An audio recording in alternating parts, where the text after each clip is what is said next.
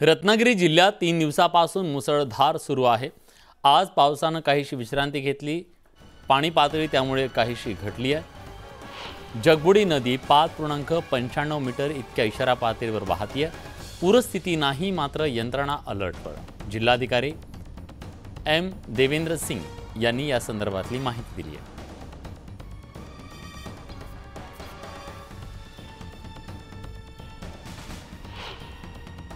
गेल्या 3 दिवसापासून कोसळणाऱ्या मुसळधार पावसाने आज सकाळपासून विश्रांती घेतलेली आहे।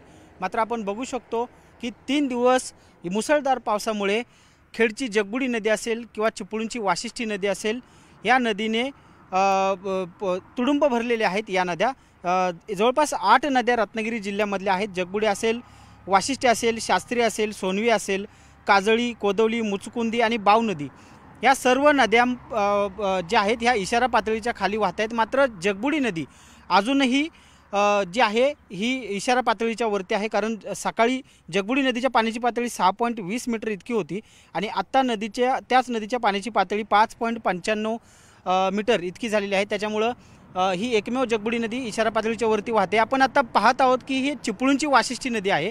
या चिपळूणच्या वाशिष्ठी नदीमुळे या ठिकाणी संपूर्ण परिसर जो आहे हा जलमय झालेला आपल्याला पाहायला मिळतोय। आता सध्या वाशिष्ठी नदीची पाण्याची पातळी 2.58 मीटर इतकी आहे, तर 5 मीटर ही या नदीची इशारा पातळी आहे। मात्र इशारा पातळीच्या खाली ही नदी वाहते। मात्र सखल भागामध्ये असणारा हा जो भाग आहे, या वाशिष्ठी दर्शन हा जो भाग आहे, आपण बघतोय की चिपळूणचं परशुराम घाटातून दिसणारे हे दृश्य आहे। अनेक ठिकाणी सखल भागामध्ये पाणी साचलेलं पाहायला मिळते।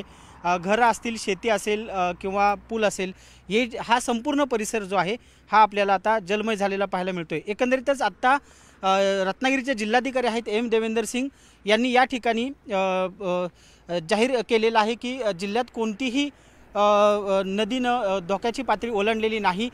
कोणत्याही नदीला पूर येण्याची शक्यता नाही। जो आपत्ती व्यवस्थापन कक्ष आहेत ते अलर्ट करण्यात आलेले आहेत। व्हिडिओ जर्नलिस्ट अनिकेत होलमसह चंद्रकांत बनकर, न्यूज 18 लोकमत, चिपळूण।